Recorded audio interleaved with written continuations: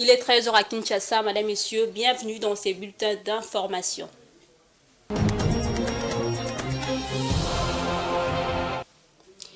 Glissement de terre et inondations à Kinshasa et dans certaines provinces, le Premier ministre Jean-Michel Sama Lukonde instruit le ministre de la Solidarité humanitaire et des infrastructures à prendre des dispositions urgentes afin de soulager les familles affectées. C'était lors de la réunion restreinte du Conseil de ministres tenue ce jeudi. Suivez le porte-parole du gouvernement, Patrick Mouyaya.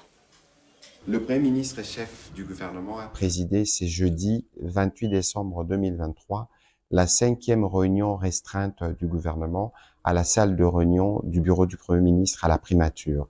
2 points étaient inscrits à l'ordre du jour de cette réunion restreinte, à savoir la communication du Premier ministre et chef du gouvernement ainsi que l'adoption de textes. La communication du Premier ministre et chef du gouvernement a porté d'abord sur les vœux qu'il a partagés avec les membres du gouvernement présents au cours de cette réunion, pour la plupart revenant de la période de campagne électorale. Ensuite, le Premier ministre est revenu sur les cas des inondations et des glissements de terre que l'on a observés dans les villes de Kananga, Kinshasa et dans plusieurs villes riveraines du fleuve Congo à travers le pays. Et à ces propos, il a donné la parole au ministre de la Solidarité et des Affaires humanitaires, ainsi qu'au ministre d'État, ministre des Infrastructures, qui ont été aussi associés à cette réunion restreinte. Le ministre de la Solidarité et des Affaires humanitaires a eu l'occasion de faire la présentation exhaustive de la situation à Kananga, à Kinshasa, dans les villes riveraines du fleuve Congo, ainsi que des dispositions urgentes qui doivent être prises pour permettre notamment de soulager les familles qui ont été affectées et d'intervenir pour assurer la sécurité des différentes personnes qui n'ont pas été directement touchées, mais qui doivent, pour certaines, évacuer les lieux qu'ils occupent. À ces propos, il a été complété par les ministres d'État, ministres des Infrastructures, qui a présenté au gouvernement quelques axes pour trouver des solutions rapides pour les zones qui sont touchées. À ces propos, le Premier ministre et chef du gouvernement a instruit la vice-ministre, ministre des Finances, pour que des dispositions pratiques puissent être prises pour permettre de soulager toutes ces questions.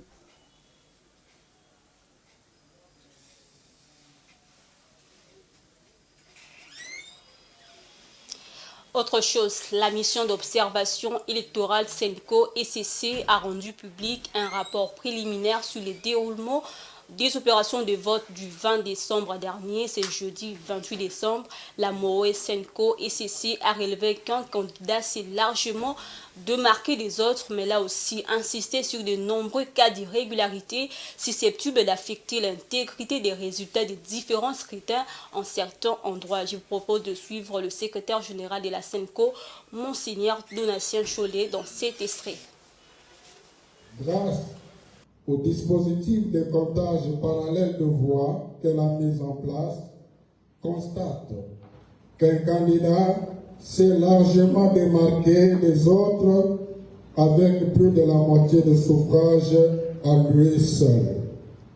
Cependant, elle a documenté de nombreux cas d'irrégularité susceptibles d'affecter l'intégrité des résultats des différents scrutins à certains endroits. La MOE met de ce fait à la disposition de toutes les parties prenantes un document annexe reprenant ces irrégularités documentées.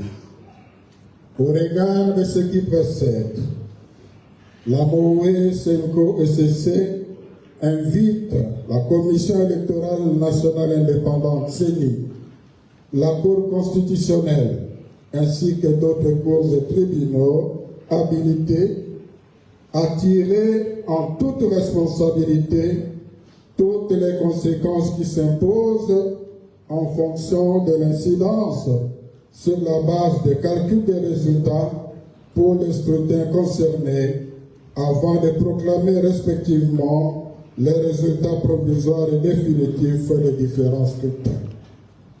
Eu égard aux conditions dans lesquelles les scrutins se sont déroulés, la MOE demande particulièrement à la CENI, pour rassurer les différentes parties prenantes, de préciser le nombre de bureaux de vote qui ont ouvert le 20 décembre 2023 et ceux qui ont ouvert après cette date, en informant aussi sur le nombre de bureaux de machines à voter et de bulletins qui ont été utilisés régulièrement. L'acceptation des résultats par les parties prenantes passe aussi par le respect des dispositions pertinentes. Le vice-premier ministre en charge de l'Intérieur et Sécurité, Peter Kazadi, interdit toute manifestation contre le processus électoral en cours. Il a annoncé cette mesure après sa mission de 48 heures dans le Grand Katanga. Pour lui, les contestataires doivent attendre la fin de la proclamation des résultats pour ensuite porter leur contestation par de voie légale dans le cadre des contentieux électoraux. Patrick Ilunga. D'abord, je suis satisfait du voyage que je viens d'effectuer au Lualaba et dans le Haut-Katanga. Tout s'est bien passé. Mais les nouvelles que j'ai reçues de la marche ne m'ont pas du tout satisfait parce que nous avons interdit cette marche, mais une poignée d'individus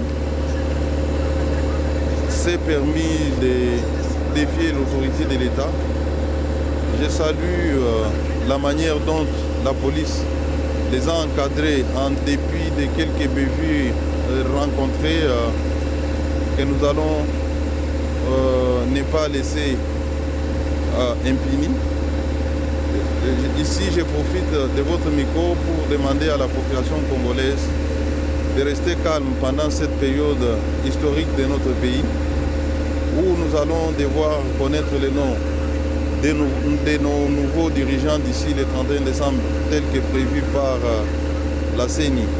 Donc j'en appelle au calme et je réitère l'interdiction de toute marche tendant à contester le processus alors que le processus n'est pas encore terminé. Et tout le monde qui voudrait porter sa réclamation, qu'il la fasse devant les cours et tribunaux et non pas dans la rue, dans le but de s'aimer les chaos et les troubles à l'ordre public. Et pour terminer, au Burkina Faso, près de 10% de la population est composée des personnes déplacées internes. Pour contribuer à leur indépendance, le gouvernement burkinabé encourage les initiatives d'agriculture traditionnelle. Seulement, le coût d'installation et d'équipement agricole peuvent avoisiner les 2 millions de francs CFA, trop onéreux pour le petit exploitant. Blaise Kouzola. Au Burkina Faso, près de 10% de la population se compose des personnes déplacées internes, une tranche fragile de la population en quête de résilience économique et alimentaire. Pour contribuer à leur indépendance, le gouvernement burkinabé encourage les initiatives d'agriculture hors sol. 118 associations principalement féminines se sont impliquées dans des initiatives agricoles de culture hors sol à travers le pays. La culture hors sol, encore appelée hydroponie, est une technique de production de légumes et de fruits qui s'adaptent aux petits espaces en général, des serres de 100 mètres cubes, 250 mètres cubes en moyenne au Burkina Faso. Le climat burkinabé du type pré-sahélien du Burkina Faso, qui enchaîne des périodes humides et sèches sous des températures variant de 25 degrés à 45 degrés Celsius, rend l'agriculture traditionnelle difficile. Dans ces contextes, l'hydroponie apporte une solution car 90 à 98% plus économe en eau pour des rendements 15 fois plus élevés. Le développement de l'agriculture hors sol rencontre souvent de nombreux obstacles. L'accès au matériel et aux produits nécessaires peut être difficile et coûteux pour de nombreux petits exploitants. Le coût pour l'installation et les matériels agricoles peuvent se situer à environ 2 millions de francs CFA. Voilà, c'est la fin de ce bulletin d'information. Madame, Messieurs, merci à vous de l'avoir suivi. Au revoir.